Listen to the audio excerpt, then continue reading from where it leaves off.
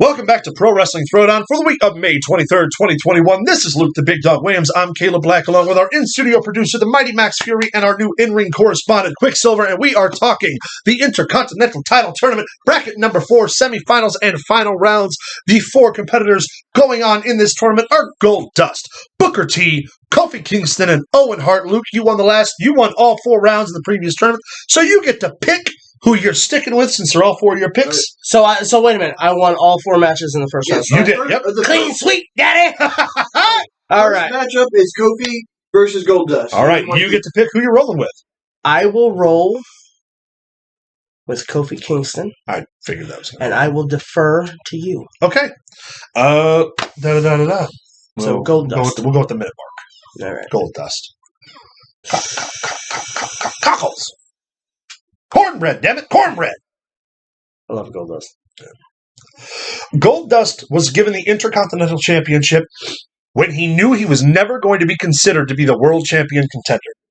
But he took that belt and competed at the absolute highest level with as many title defenses as he could possibly get before they took the belt off of him, against top names in the industry as that champion. To hold that belt and know that's as far you're ever going to succeed, he put every single bit of himself into it. Was willing to go as far as literally genetically augmenting his body for his gimmick and to keep it going. And if that's not dedication and elevating the Intercontinental title at in the highest regard, there's no other way to make that argument. He took that belt, stood at the top, and stood his ground because to him it was the top. He was told as much, and that's how he treated it. That's my time. I had 10 seconds, argument. but I don't need any more. Good argument, bro. Kofi's your guy. Yep.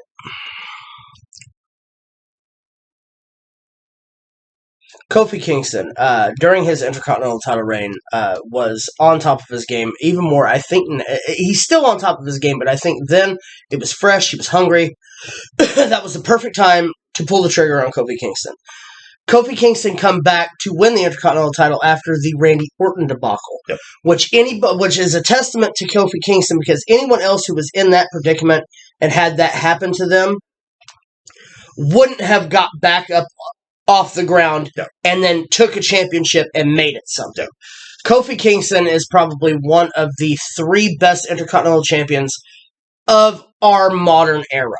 Agreed. Both longevity, match quality, and ticket sales. I mean, as Intercontinental Champion in the boom of professional wrestling during that modern part of this era, he was a guy. He was on your cuts. He was on, you know what I mean? He was everywhere.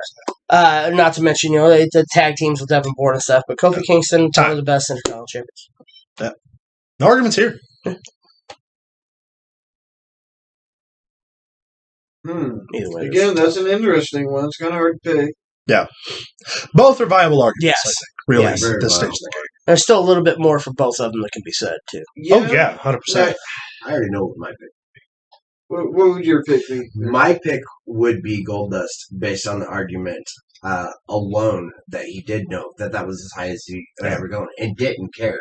He fought like it was defended it, and kept it with pride, knowing that's as high as you can get. So you can't get any better than that. So. If you're talking strictly focused on the Intercontinental title, I think that's right, for sure. I think that's a compelling bit of information. Although I didn't use the argument, but Kofi at that time, like I said about and that's the similar thing, yeah. People of color not holding the heavyweight championship. He probably thought the same too. But he broke the glass ceiling, whereas Gold You Dust are correct. Knew that he wasn't going. Oh yeah, this isn't an argument by no means. No, we're gonna go with Gold Dust. Yeah, I think Gold Dust is the right way to go. So now I get to pick and choose Booker T and Owen Hart. Booker T and Owen Hart. I'm going to give you Booker T and I'm going to defer. Nice. Okay. Only because you can make a better argument for Booker T. Yeah, I got you. We'll start at the 30 minutes.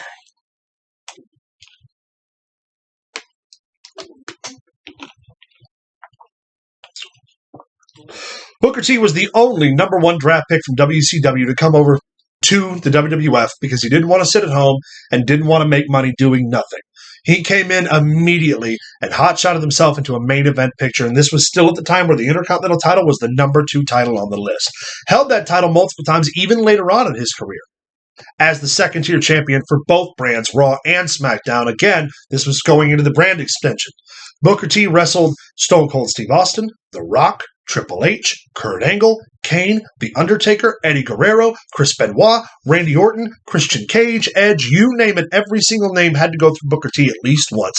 And numerous occasions was while he was the Intercontinental Champion. Heralding the Intercontinental title on Raw as a man of color who'd come from the other company that they've been fighting with for 5 years, and the only thing the WWF audience knew about him was that he was a WCW guy, and used that to his advantage to solidify his place and prove that he was every bit as good as he thought he was, every bit as good as the WCW fans that they had just transposed thought he was, and every bit as good as Vince McMahon didn't think he was. That's my time. Yep, good time. Good argument. Very good argument. Thank you. I'll go with the minute mark. Yep. But yeah, no, that's good. That's a great argument. Yeah, he had an uphill battle from the get-go. Yeah.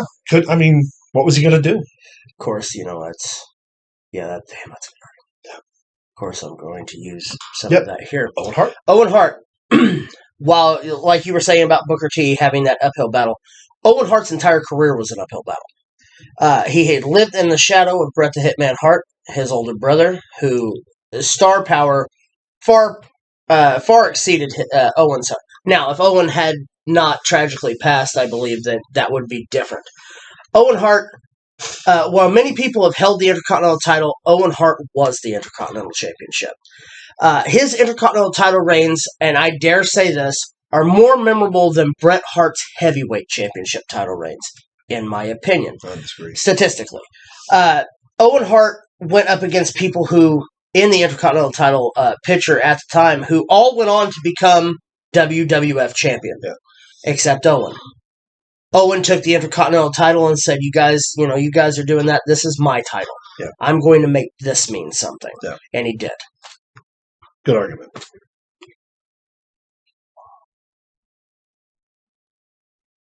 God, I think I got to go with Owen Hart there. There's so much potential in the Owen Hart. Yeah. That could have been sadly done. I'm a huge Booker T fan. I'd have to agree with that one. Owen Hart made it his. Yeah. Even during his career, he probably had opportunity to go higher. He said, "This is where I'm at." It's like my brother's done this. This is what I'm doing. Yeah. All right, boys. It gives us Gold Dust. He didn't complain either. Gold Dust and Owen Hart. Okay. This is gonna suck.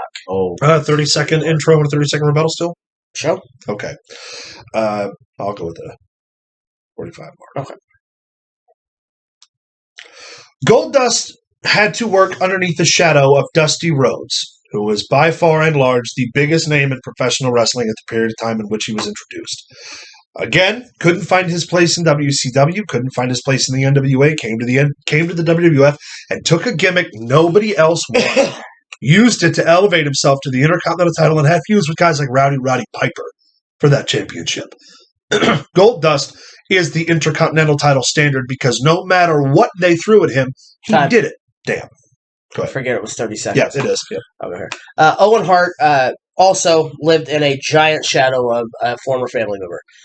In more than one way, Stu Hart being a god in Canada. As far as the Intercontinental title is concerned, Owen Hart took a title. He made it something, but he also made himself with the championship, and that's hard to do, especially when your older brother's Bret the Hitman Hart. Yeah. Is that your argument? That's my 30 seconds. Well, you got 5 more. I got 5 more seconds?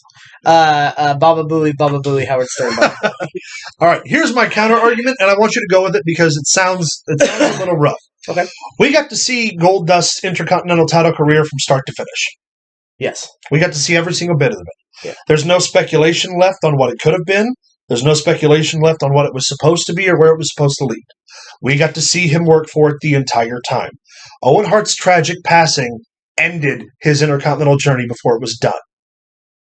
That's my argument. And I want that into consideration because while it sounds a little rough, we got to see the whole run. We are talking about all time. So if you want to talk about that's my argument. As callous as it might sound, I hope I made it. No, I get what you're saying. My argument.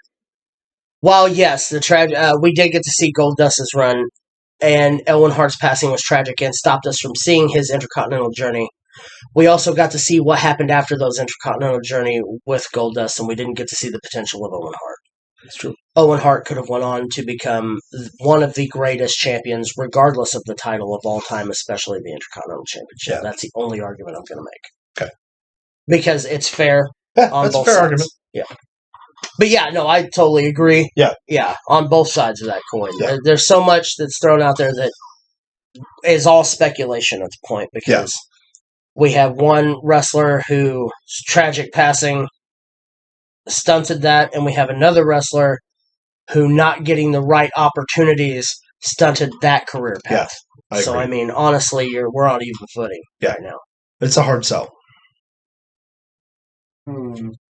Give me some input here, Silva. That's a hard sell. It's a hard sell. It is a hard sell. My thoughts are this. Yes, we absolutely got to see Goldust full reign. Great. Absolutely great. I also know who I want. Nobody ever argued that. Mhm. However, and this is what I think is more impressive, in Owen Hart's significantly shorter career, I think his Intercontinental runs, even though they weren't near as long because of his death, It's a were really good so argument. much better. Yeah, and more memorable anyway. A lot more memorable. It's a close call, but I think we got to go with Owen Hart. I'm not going to argue that. I mean, you can if you want to, but I don't think I can argue that. Here's where I'm torn. Part of me says use your veto because if we don't, we're just going to keep skirting around the fact that Owen died. And I don't want that to come up in every single tournament. Correct. However, we haven't even touched on the surface of the matches that Owen Hart has had. Right. We're just talking introductory now. We haven't talked about the matches with Bulldog or Correct. like the singles matches, and there's a lot of meat left on that bone. Me being able to talk you down from a veto right now is my argument would be this. If we put Goldberg, if we put Goldust through, We can't say a whole lot more he's about going it. to get eaten alive by the names we have in the tournament. That's true. already. And Owen Hart, Owen Hart And will at again, least have a fighting chance. because there's still meat on the bone with Owen, if we're really going to get into the matches, then I'm going to say my veto because I think that's the right call. Yeah. Yeah, because, I mean, with the likes of Stone Cold, The Rock. Yeah. Again, Bulldog. Well, I'm talking about. I'm sorry, I know what you're saying. Yeah. No, I'm talking about like in our finale in the tournament. tournament. Goldust will be swallowed in the first round. I agree. All right, guys. Well, we have it. Our fourth finalist and fourth member of the tournament going forward: The Rock, Kane, Stone Cold Steve Austin, and now Owen Hart has been added to the mix. It's going to be a hell of a tournament. This tournament is just gonna be getting a hell of a started. tournament. We got 4 more rounds coming your way. Make sure to like, subscribe, leave us a comment down below. Find us on Facebook at facebook.com/Pro Wrestling Throwdown. Follow us on Twitter at Pro Wrestling TD. Send us an email at prowrestlingthrowdown@gmail.com. And stay tuned till next week for all the boys here. Watch this channel for 7 Caleb days. Black, Luke the Big Dog Williams, the Mighty Max Fury, and Quicksilver. We are out of here. And as always, keep it in the ring.